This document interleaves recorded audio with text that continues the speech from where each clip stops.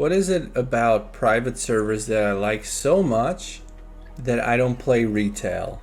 Even though I have paid for Shadowlands and the subscription is only around 10 euros per month, which is not really a big deal for an adult person, right? But there are things about private servers that retail doesn't have. Number one, obviously, they're free. They're free to play. You don't have to pay for subscription, so it is available to a broader audience. By default, I think most of the player base that gets attracted by this are mostly kids, younger people that don't make much money or don't make money at all. I myself first started playing on a private server because I didn't have to pay for it. There was no way I would pay for a game and have to keep paying for it every single month. Number two is the OG experience you get to have on the private servers. It is not really the same, it's not really as bliss-like as private servers advertise it to be. Of course, you will never really achieve the original experience. You can see private servers like Warcraft have literally developed new class specs based on the ever-changing meta. You can literally see this by looking at the hybrid retribution protection paladin spec. There you have the preg spec. Now it's one of the most OP specs in Breath of the Lich King on Warcraft. Additionally, you get to choose from all the various expansions. There is literally at least one private server, if not multiple private servers, for every single World of Warcraft expansion. You have such a wide variety of choices. So you can choose whether you prefer vanilla, you prefer to play TBC, Wrath, but with Wrath of the Lich King, you still have multiple options of servers where you can play. Now, one of the biggest things for me when it comes to private servers is the custom features they offer. You have things like 1v1 arenas, rated and non-rated, as you can see on Firestorm, for instance. You can see this on Tori's Wrath of the Lich King. They have 1v1 rated arenas. You have cross-faction PvP, cross-faction battlegrounds. You have cross-faction PvE, possibly PvE instances, raids, and dungeons on private servers. And there are even private servers where you get to chat with the opposite faction.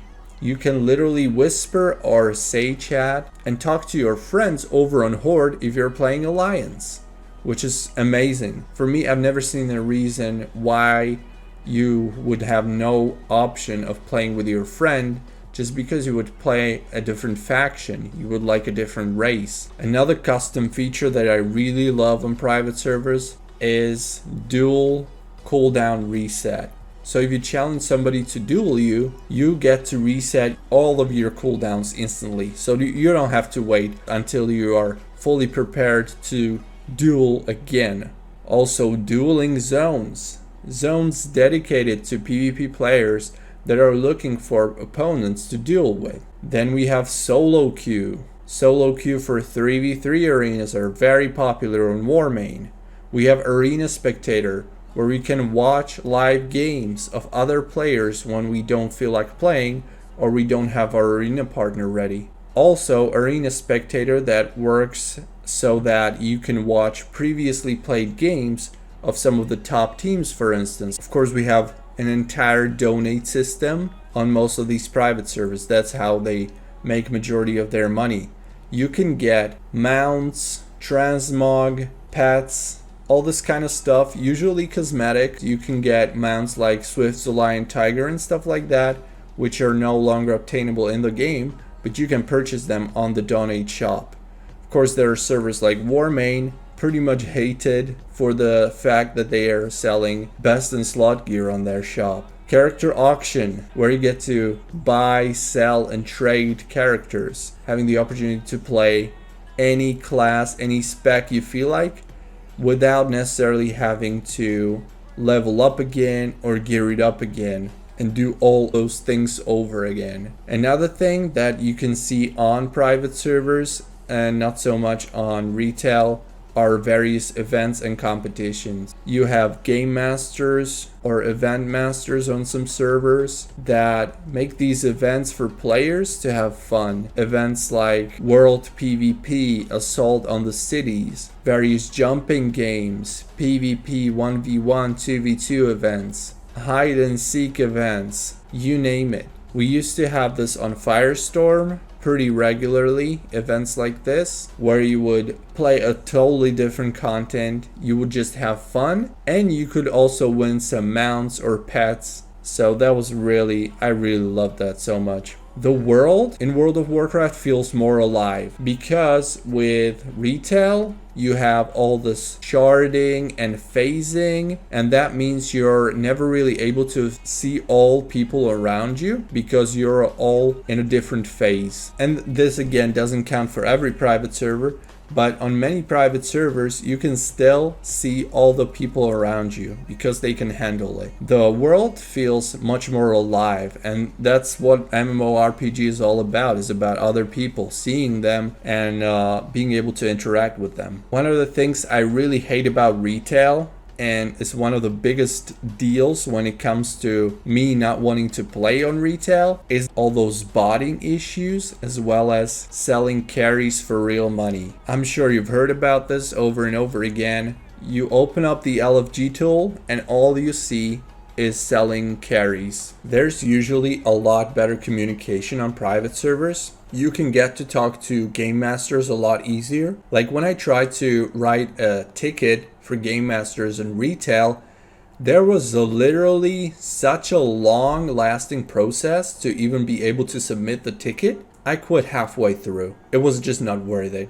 The developers and the owners, administrators of the private servers are usually on the server's Discord channel, and you can oftentimes get to talk to one of the administrators or even the server owner just texting them on Discord. So that's a great thing. Another great thing, and it comes back to what I talked about, the world being more alive, is that NA and EU players, you don't have this distinction between NA servers and EU servers. You are all on the same server if you're playing on private servers. That's a great thing, makes the world more alive and more vibrant because you're literally able to meet with people from all around the world in World of Warcraft. And I think that's what the game should be about.